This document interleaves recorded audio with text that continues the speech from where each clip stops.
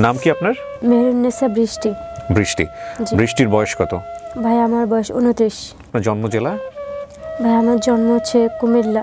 কুমিল্লা দাউদকান্দি থানা। জি। আমার যখন জন্ম হয় তারপরে হচ্ছে আমার চোখের প্রবলেমটা ধরা পড়ে আর কি। মূলত আমি হচ্ছে একজন দৃষ্টি প্রতিবন্ধী ব্যক্তি। ছোট জিনিস বা ছোট লেখা যেটা বলেন আমি দেখতে পাই না, কিন্তু হচ্ছে বড় লেখা বা বড় সাইনবোর্ডের লেখা এগুলো আমি দেখতে পাই। এটা জন্মগত? জি। তো আমার বাবার তারপর হচ্ছে আমার দাদা, মানে আমার বাবা বাড়ির ফ্যামিলি আর কি, ওনারা মানে খুব মন খারাপ হয় ওনাদের যে আমার চোখে প্রবলেম। তো আমার মাকে এটা নিয়ে ওনারা মানে আমার জন্মের পরপরই যখন ওনারা দেখে যে আমার চোখের প্রবলেম, তখনই আমার মাকে ওনারা বিভিন্নভাবে টর্চারিং করতে থাকে যে অন্ধ সন্তান জন্ম দিয়েছে। আপনার বাবা কি করতেন? গার্মেন্টসে চাকরি করতেন। আমার বাবা আমাকে কখনো কোলে নিত না। আমার বাবা হচ্ছে চলে যাইতো 2-3 মাস পর পর আসতো আর কি বাড়ি। এগুলো কি আপনি শোনা কথা বলছেন নাকি নিজের চোখে দেখেছেন, নিজের স্মৃতি থেকে বলছেন? ভাইয়া এগুলো আমার মার কাছ থেকে আমি শুনেছি। শোনা কথা আমার কাছে আসলে খুব একটা বেল হবে না, খুব একটা ভ্যালু পাবে না। মানে আপনি নিজের চোখে যেটা দেখেছেন সেটা বলেন। কারণটা হচ্ছে আমি এখানে উইথ ডিউ রেসপেক্ট আমি একটা কথা বলে রাখি, বাবা মায়ের সম্পর্ক যদি ভালো না থাকে তাহলে বেশিরভাগ ক্ষেত্রেই বাবা কখনো মায়ের সম্পর্কে ভালো কিছু বলে না, মাও কখনো সন্তানকে বাবা সম্পর্কে ভালো কিছু বলে না। এইটাই আমাদের সামাজিক বাস্তবতা। তো সেই জায়গা থেকে আপনার গল্পের প্যারাডাইম কোথায় নিয়ে দাঁড়াবে আমরা জানি না। আপনি কার কাছে বড় হয়েছেন, যে পক্ষের কাছেই বড় হয়েছেন অপর পক্ষ সম্পর্কে আপনি ভালো কথা শুনবেন না, এটাই স্বাভাবিক। তো আপনি নিজের চোখে যা দেখেছেন সেই গল্পটা আমাদেরকে বলেন। জি।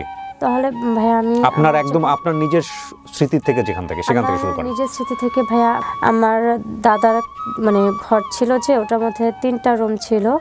তো 3টা রুমের মধ্যে আমার বাবার হচ্ছে 5 ভাই আর আমার ফুফু হচ্ছে 4 জন। আমার দাদা দাদু তারপর হচ্ছে আমার মা বাবা, আমরা সবাই ঘরটাতে থাকতে অনেক কষ্ট হইতো আর কি। তো আমার নানুকে বলছে যে আমাকে একটা যদি ঘর উঠায় দাও, বলো আমার শ্বশুরকে, তাহলে হচ্ছে আমি একটু আমার মেয়েটাকে নিয়ে থাকতে পারবো। নানু হচ্ছে আমার দাদাকে বলার পর আমাদেরকে একটা ঘর ওঠার জায়গা করে দেয় আর কি। যতটুকু স্মৃতিতে মনে পড়ে, আমরা আমাদের আলাদা ঘরে থাকতাম ঠিকই ভাইয়া, কিন্তু হচ্ছে আমাদের খাবার খেতে হতো হচ্ছে আমার দাদুর ঘরে। যে এমনও দিন গেছে যে ভাই আমরা দুপুরবেলা খাইতে যেতাম, গিয়ে দেখতাম যে খাবার নেই। বাবা কোথায় তখন? ভাই আমার বাবা তখন গাজীপুরে গার্মেন্টসে কাজ করতো। জি। সবকিছু সহ্য করা গেলেও ভাই ক্ষুধার ঝালা সহ্য করা যায় না। খুব স্পষ্ট মনে আছে যে আমার মা একটা চুলা উঠাইছে, মাটির আলগা চুলা যেটাকে বলে, উঠানোর পরে আমার মা হচ্ছে মানে দরজার কাছে রেখে গেছে। আমার দাদা এসে কী করছে, এটা ভেঙে ফেলছে যে আমরা আলাদা রান্না করে কেন খাবো। আমাদের অনেক কষ্টে খেয়ে না খেয়ে দিন আমাদের যায়। তো যখন কিনা আমার 4 বছর বয়স, আমার মা তখন আবার দ্বিতীয়বার কনসেপ্ট করে। আমার বাবা তখন আমার মাকে অনেক জোরাজোরি করে যে এটা নষ্ট করে ফেলতে হবে। তো আমার মা বলে যে আমি এটা নষ্ট করব না। তো এটা নিয়ে অনেক রাগারাগি হয়, অনেক কথা কাটাকাটি হয়, আমার মাকে অনেক মারধর করে। ভাই আমার মনে আছে আমার মাকে ঘরের এই মাথা মানে এ পাশ থেকে ওই পাশে এত জোরে ভাইয়া মানে জোরে আঘাত করছে, আমার মা মানে কপাল ফেটে রক্ত বের হয়ে গেছিলো। তারপর আমার মা যায়নি যে আমি এই বাচ্চা নষ্ট করব না।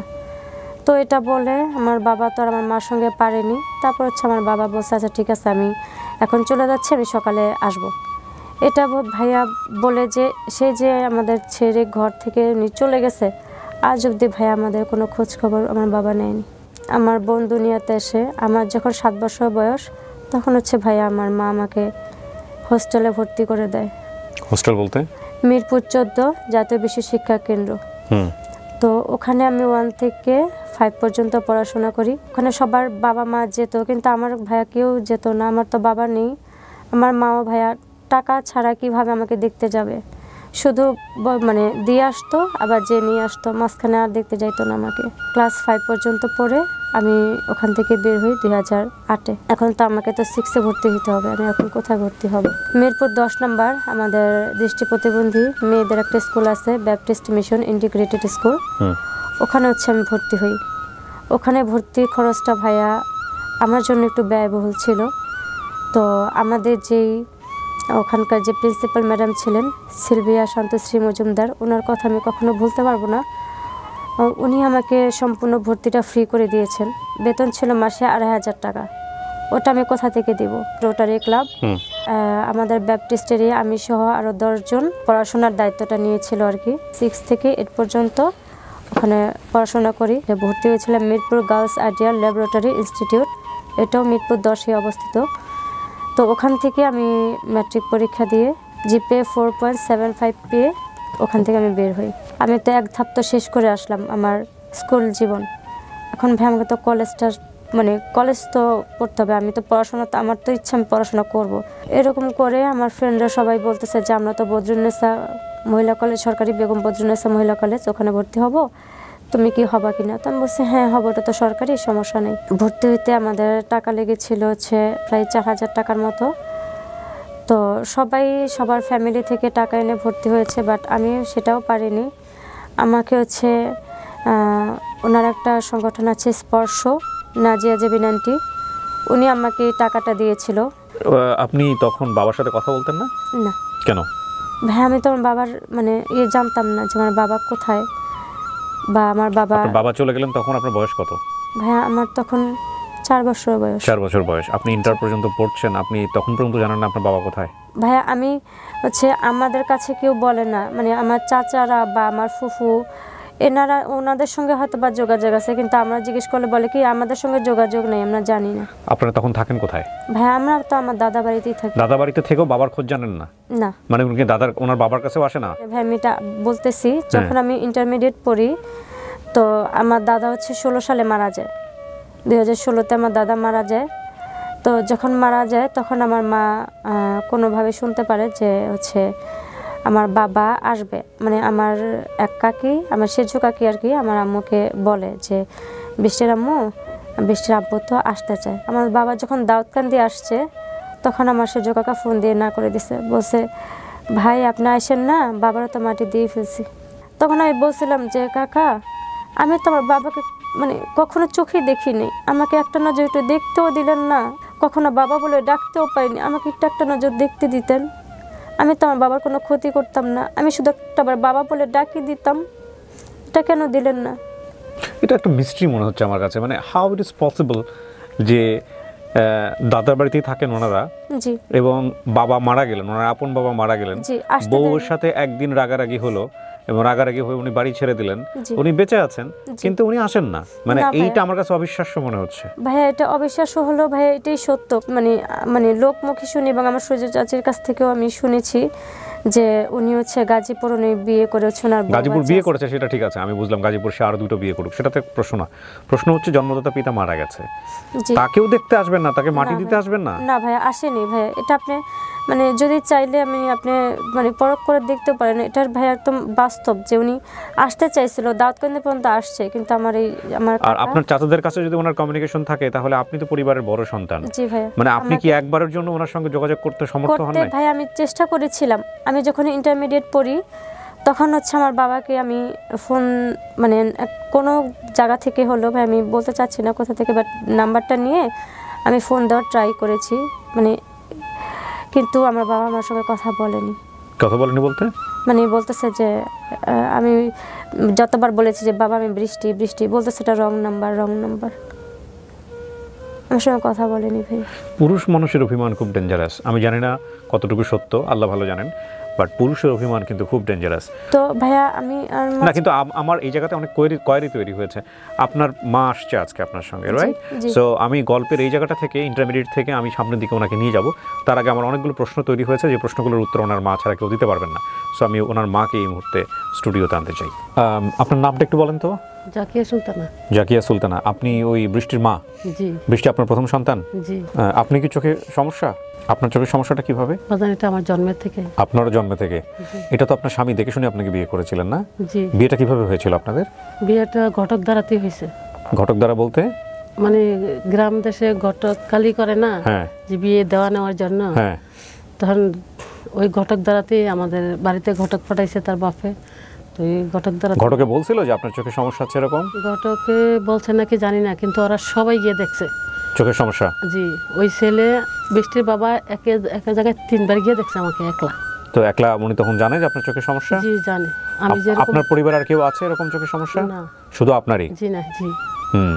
আমার মামার ফ্যামিলিতেও কেউ নেই, আমার বাপের ফ্যামিলিতেও কেউ নেই। আচ্ছা, আমি বৃষ্টির কাছ থেকে যেটা শুনলাম যে আপনার দ্বিতীয় সন্তান হওয়ার ব্যাপারে উনি আগ্রহী ছিলেন না, জি। উনি চাইতেন না যে দ্বিতীয় সন্তান পৃথিবীতে আসুক, জি। এবং আপনি এটাকে যেভাবেই হোক পৃথিবীতে নিয়ে আসছেন। সেই মেয়েটাও আজকে আসছে এখানে, ওর নাম কি? ওর নাম হচ্ছে সাদিয়া সুলতানা সুচি। সূচি দুনিয়াতে আসলো, কিন্তু সূচি দুনিয়াতে আসার আগেই রাগ করে আপনার স্বামী বাড়ি থেকে চলে যায়। 3 মাস সূচি যখন 3 মাসের গর্ভে আসে, আমি ওর বাড়িতেও ওই গাজীপুর গার্মেন্টসে চাকরি করতো। হ্যাঁ, তখন আমি ওই যখন 3 মাসের গর্ভে আসে তখন ওর ভাইয়েরা ওরে খবর দেয় যে তোমার বউ এই কনসেপ্ট করছে। তখন বাজানো ওই রাত্রে 3টা বাজে বাড়িতে আসছে। হ্যাঁ, 3টা বাজে বাড়িতে আসা আমার বলতেছে ডাক্তার কাছে চলো, তোমার অসুস্থ দেখা যায় কেন? তো আমি বলছি যে কই না, আমি তো অসুস্থ না। তো বলতেছে তাহলে ডাক্তার কাছে চলো। তো আমি বলতে চাচ্ছি রাত্রে 3টা বাজে আমি কেন ডাক্তার কাছে যাব, এখন কি কোথায় যাব ডাক্তারের কাছে?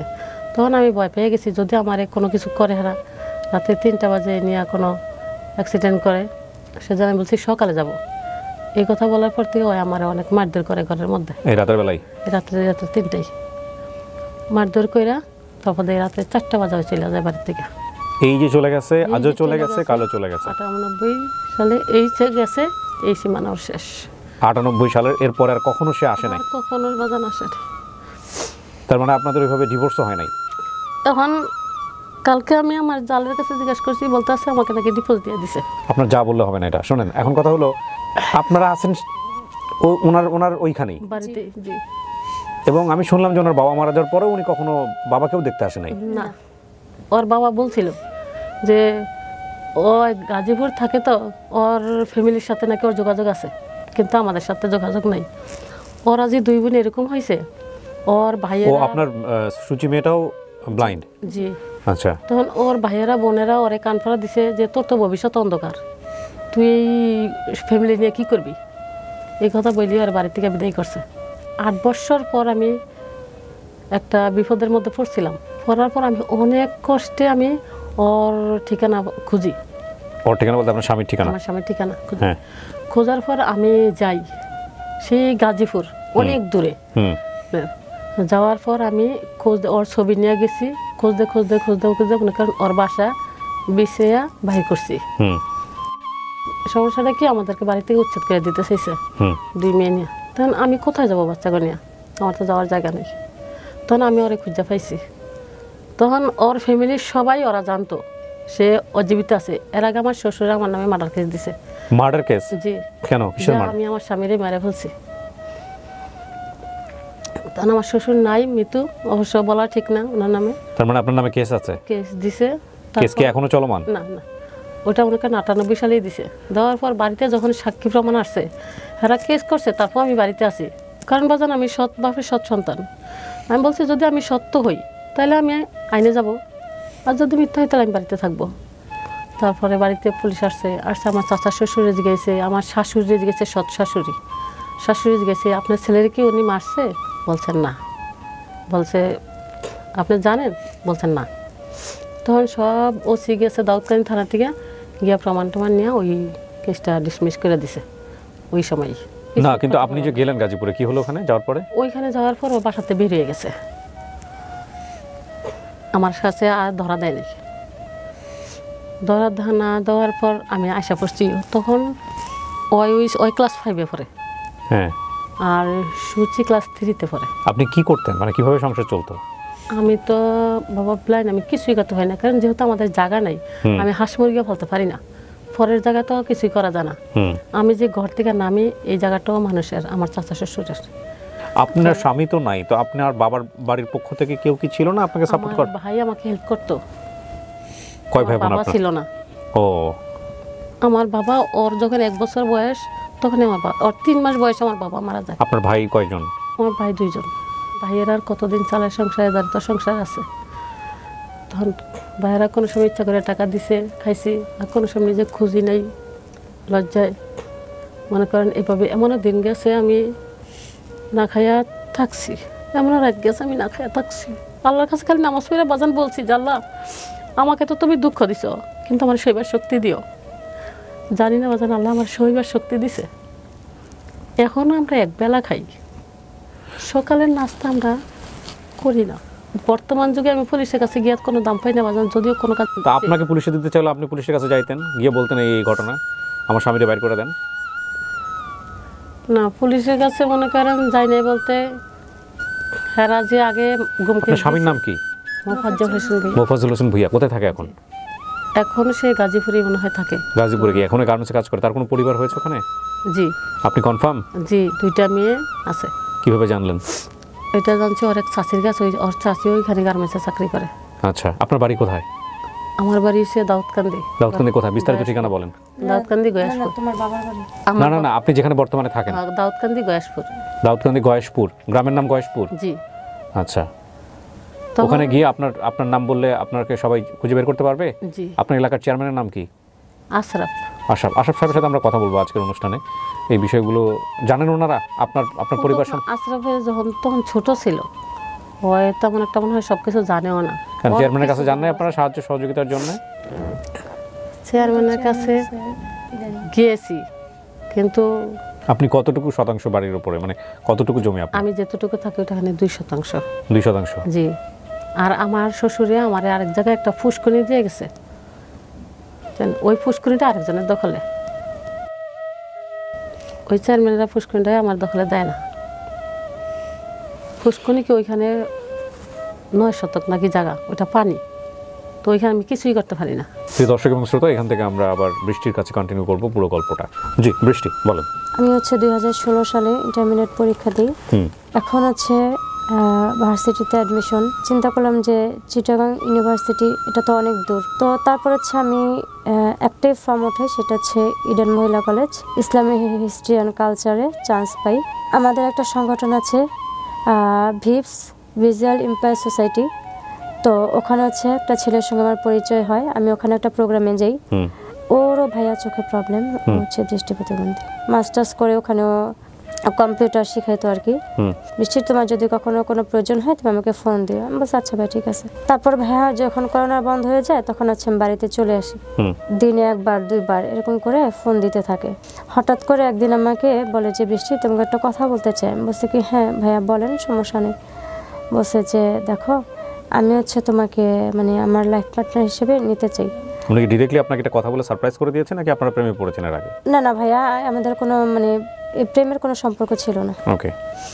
তো ভাইয়া তারপরে ও মানে আমাকে এই কথা বলার পর আমি বলছি যে ভাইয়া, আমারও চোখের প্রবলেম, আপনারও চোখের প্রবলেম, আমার ফ্যামিলি থেকে তো ভাইয়া মানবে না।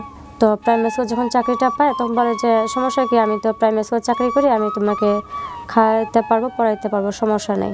আর তোমার তো বড় ভাই নেই, আমি তোমাদের ফ্যামিলিটাকে চালাবো, তোমাকে পড়াশোনা করাবো, করানোর পরে তোমাকে একটা জবের ব্যবস্থা করে দিব।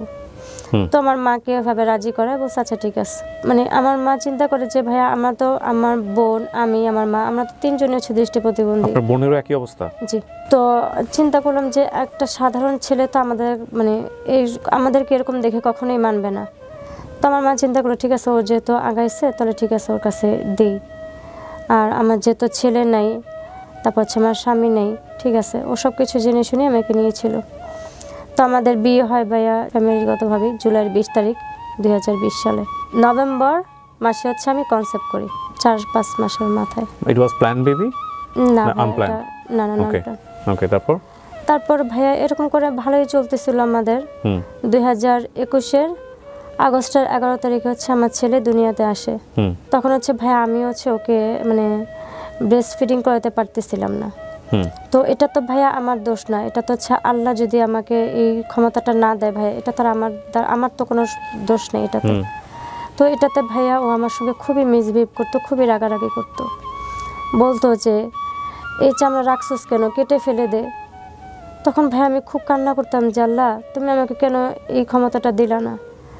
ভাইয়া মানে আমি শুয়ে আছি আমার ছেলেকে নিয়ে, ওর ভাবির কাছে ফোন দিয়ে বলতেছে, বলে কি এই চামড়াটা রাখছে কেন, কেটে দিলেই তো পারে। ওর ভাবি, ভাইয়া আমি নিজের কানে শুনছি, ওর ভাবি বলতেছে কেটে বলেন না কেন, কেটে ফেলে দিতে। ভাইয়া তখন আমার মনে হয়েছিল যে আল্লাহ, তুমি আমাকে মানে মাটিটা ফাঁক করে দাও, আমি ভিতরে ঢুকে যাই। বলে বুঝিয়ে যে ওকে একটা মানে ফরমালিন দুধের কোট এনে দাও। ফরমালিন তো না, ফর্মুলা? হ্যাঁ জি। তো আমি বলি যে ওকে একটা দুধের কোট এনে দাও, ওকে যেন আমি অন্তত খাওয়ায় বাঁচাইতে পারি। ও এনে দিয়ে বলছে যে দিনে 1 চামচ করে খাওয়াবি, কারণ এগুলো কিনতে টাকা লাগে, এগুলো চারা দিয়ে আসে না। তখন আমি বলছি যে ওকে তো 2 ঘন্টা পর পর খাওয়াইতে হবে। বলছে 2 ঘন্টা পর পর না, ওকে দিনে 1 বার খাওয়াবি, বাকিবার তুই কেমনে ম্যানেজ করবে এটা তুই জানাস, আমি জানি না।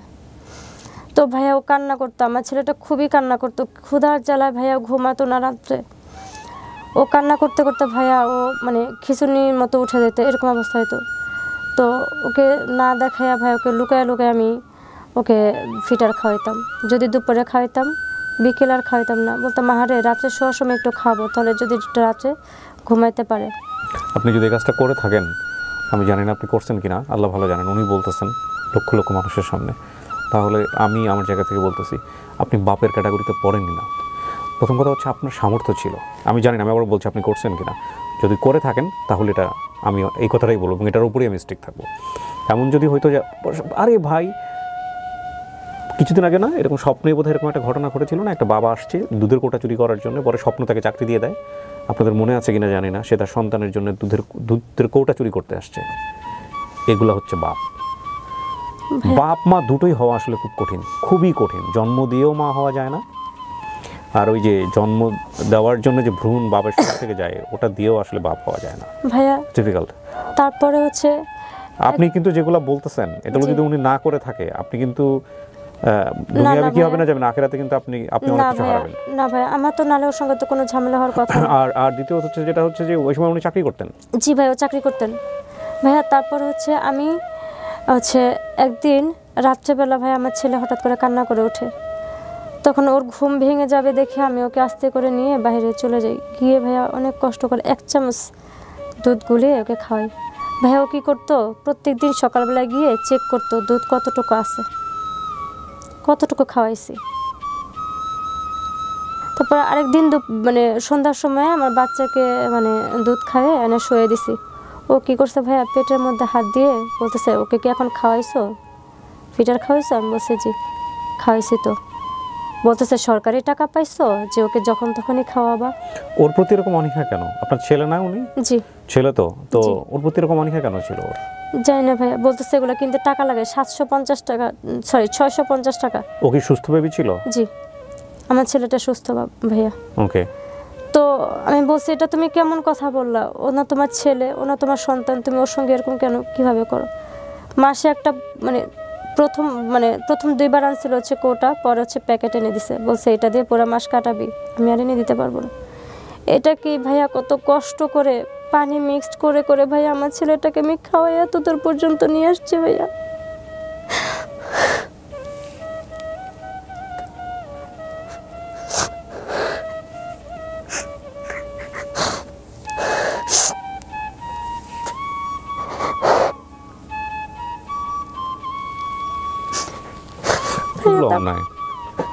ভাইয়া তারপর হচ্ছে ও হচ্ছে 2000 মানে তখন তো করোনার জন্য স্কুল বন্ধ থাকতো, মানে বন্ধ ছিল। তো আমার ছেলের যখন আমার ছেলে তো 21-22-এও হচ্ছে। আপনার এটা কি ম্যাগনিফাইং গ্লাসের মতো পাওয়ারফুল? জি ভাই, লাইক আপনি রোদে গেলে অনেক সময় আগুন ধরে যাওয়ার সম্ভাবনা আছে না? না ভাইয়া আমার এটা এরকম হয় না। লুক লাইক ম্যাগনিফাইং গ্লাস, এত মোটা, আপনারা বুঝতে পারবেন কিনা ক্যামেরায় জানি না। জি বলেন তারপর। হ্যাঁ ভাইয়া তারপর হচ্ছে এরকম করে করে হচ্ছে আমার ছেলেটাকে, যখন আমার ছেলে 6 মাস বয়স হয়, আমি খালি আল্লাহর কাছে নামাজ পড়ে বলতাম আল্লাহ তুমি আমার ছেলেটাকে একটু সুস্থ রেখো, একটু সুস্থ রেখো। ভাইয়া ওর শরীরের মধ্যে হাড় ছাড়া মাংস ছিল না ভাইয়া, ওর শরীরটার মধ্যে।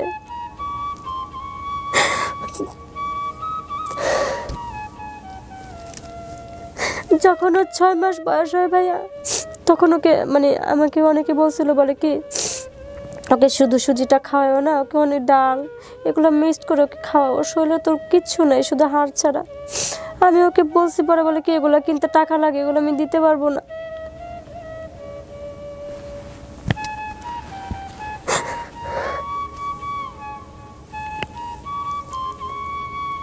তারপরে ভাইয়া 50 টাকা করে সুজির প্যাকেট এনে ওই দুধের সঙ্গে ওইটার সঙ্গেও ভাইয়া 1 চামচ সুজির সঙ্গে 1 চামচ দুধ মিশিয়ে তারপর হচ্ছে আমার ছেলেটাকে খাওয়াইতাম।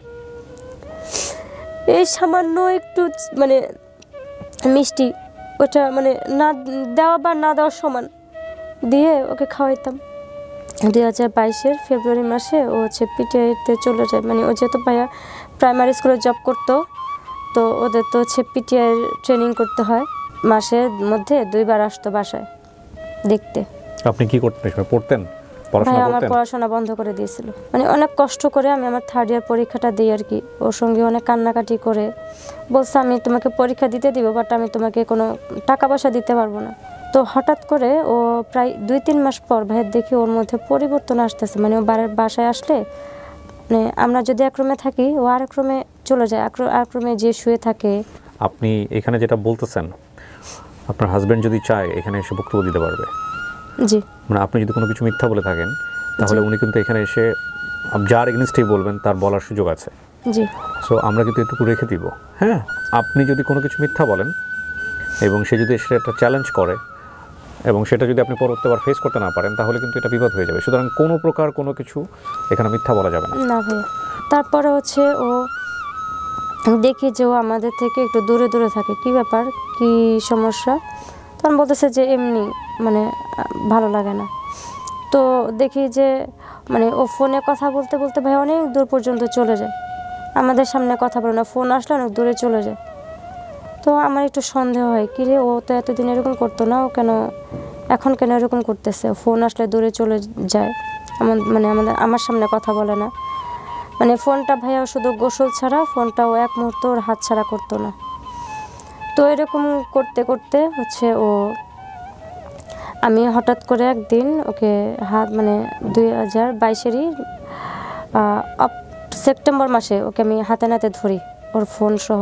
যে মানে ও ফোনটা রেখে যাওয়ার পরে আমি ওর ফোনটা চেক করি আর কি। ও ভাইয়া এতই চালাক ছিল যে ও মেসেজ এটাও পিনলক দিয়ে রাখছিল, হোয়াটসঅ্যাপ পিনলক, মানে পুরাটা টোটাল সব কিছু পিনলক। তারপর আমি মানে মেসেজটা কীভাবে যেন মানে আন্তাজি করে পিনটা খুলে ফেলছিলাম। তারপরে মেসেজগুলো দেখি যে ওর সঙ্গে আরেকটা মেয়ের রিলেশন চলতেছে। তো ভাইয়া এটা দেখে স্বাভাবিক আমার তো মাথায় কোনো কিছু কাজ করতেছে না, কী ব্যাপার। ওখানে ভাইয়া মানে আমি দেখলাম যে ও বলতেছে যে জানুয়ারি মাসে আমরা বিয়ে করব। তো আমি তো ভাইয়া এই মেসেজগুলো ওর আমার ফোনে স্ক্রিনশট দিয়ে ওর ফোন থেকে আমার ফোনে নিয়ে হচ্ছে ওর বোনদেরকে দেখাই। তো ওর বোনরা বলে যে এটা ভাইয়া কি করতেছে, এটা তো ঠিক না। আপনার কাছে আছে স্ক্রিনশটগুলো এখনো? না ভাইয়া, আমার ফোন নষ্ট হয়ে গেছে ভাইয়া, আগের ফোনটা এখন নেই। ও ফ্যামিলি বলে যে আচ্ছা ঠিক আছে ভাইয়াকে আমরা বোঝাবো, কিন্তু ভাইয়া ওর ফ্যামিলির কথাও শোনে না। আমি বলি যে দেখো আমি তো একা একা থাকি, আমাকে একটু কয়টা দিনের জন্য আমার বাবা বাড়িতে যাইতে দাও। তো বলছে আচ্ছা ঠিক আছে যাও, 15 দিন থেকে চলে আসবা। বলছে আচ্ছা ঠিক আছে চলে আসবো। তো আমি যেদিন বাড়িতে আসি তখন ভাই আমি হঠাৎ করে অসুস্থ হয়ে পড়ি। অসুস্থ হয়ে পড়ার পরে আমি হচ্ছে ডাক্তারের কাছে যাই। তখন ডাক্তার আমাকে বলে যে ইজ প্রেগনেন্ট। আমি আবার দ্বিতীয়বার কনসেপ্ট করি। এটা ভাই আমি আসলে এটা মানে সম্পূর্ণটাই মানে আমার প্ল্যান ছাড়াই আমি আসলে ভাই বুঝতেও পারিনি যে এটা আসলে কীভাবে সম্ভব। তখন আমি ওকে শোনাই যে দেখো আমি তো আবার দ্বিতীয়বার কনসেপ্ট করছি। ও তখন ভাইয়া এতভাবে আমাকে গালিগালাজ করে যে এই বাচ্চা তুই নষ্ট করে ফেলবি, নাহলে তোকে নিয়ে আমি সংসার করবো না। গালিগালাজ কেন করে? আমি প্রথম আমার বাচ্চার বয়স 1.5 বছর, এখন আমি আরেকটা বাচ্চা নিয়ে কীভাবে পালবো? আমি পালতে পারবো না, বাচ্চা তুই নষ্ট করে ফেল। মূল কথা হচ্ছে ভাইয়া যে ও হচ্ছে ওখানে রিলেশনও ও এখন আর দ্বিতীয় কোনো বাচ্চা নিবে না। না, তো আপনি তখন আপনার হাজবেন্ড যেহেতু নষ্ট করে দিতে যাচ্ছে, আপনার পরিকল্পনা কি ছিল? আমি চিন্তা করছিলাম যে ভাই এই বাচ্চা আমি নষ্ট করবো না। আপনি খুব ডিটারমাইন্ড ছিলেন নষ্ট করবেন না? না ভাইয়া। কেন নষ্ট করবেন না? ভাইয়া কারণ এটা তো ভাইয়া আমি তো আনিনি ভাই, এটা তো আল্লাহর দান ভাই। এখন এটা যদি আমি নষ্ট করতে যাই ভাই, এই পাপের ভারটা কে নেবে ভাইয়া? এই বাচ্চাটা তো আমাকে ওই দুনিয়ায় দোজকে গিয়ে ফেলবে ভাই, আমি তো মানুষ। মানে আমি আপনাকে কেন জিজ্ঞেস করছি, যেহেতু সম্পর্কের অবস্থা ভালো না, টালমাটাল, সেক্ষেত্রে উনি আরেকটা মেয়ের প্রতি ঝুঁকে গেছেন, বিয়ে শাদী করার চিন্তা করছেন, সেখানে আপনি আরেকটা বেবি নিয়ে বিপদে পড়ে যাবেন না? তারপরেও ভাইয়া আমি বলছি আচ্ছা মানে ও যখন অনেকবার জোরাজোরি করছে যে এটা তোকে ফেলতেই হবে, তখন ওর মা ওর হচ্ছে বোন ফোন দিয়ে বলতেছে যে এটা আপনি ফেলে দেন। ওর মা বলতেছে তুই এটা কিভাবে পালবি, ও দেখে না তুইও দেখোস না, এমনি একটা 1.5 বছর আবার এটা কেমনি পালবি, ওটা ফেলে দে। তো এটা শুনে ভাইয়া আমি বলছি আচ্ছা ঠিক আছে একটু গিয়ে দেখি ডাক্তারের কাছে ভাইয়া। তারপর আমি গিয়েছিলাম, যেটা সত্য কথা, আমি গিয়েছিলাম। যার পরে আমি ডাক্তার আমাকে বলছে যে এটা আমাদের পক্ষে সম্ভব না, কারণ এই পাপ কাজ আমরা করতে পারবো না। বলছে এটা আমাদের পক্ষে সম্ভব না, আপনারা নিজেরা যদি ওষুধ খেয়ে ফেলে দেন সেটা আপনাদের ব্যাপার, কিন্তু আমরা কখন আপনাকে বেবির বয়স কত তখন? যখন আপনারা ডাক্তারের কাছে গেছেন জি তখন বয়স কত বেবির? ভাইয়া তখন ওর 5.5 মাস হয়ে গেছে। 5.5 মাস বয়সে বেবি কিভাবে নষ্ট করবে? জি আচ্ছা তখনই করতে চাইনি আর কি, বলছে যেটা রিস্ক হয়ে যাবে, আপনার সমস্যা হবে। তো আমি বলছি যে দেখেন, মানে যে আন্টির কাছে গেছিলাম, আন্টিকে বলছি যে আন্টি তাহলে তো আমার হাজব্যান্ড তো বিশ্বাস করতেছে না, তাহলে আপনি একটু ওকে ফোন দিয়ে বলেন।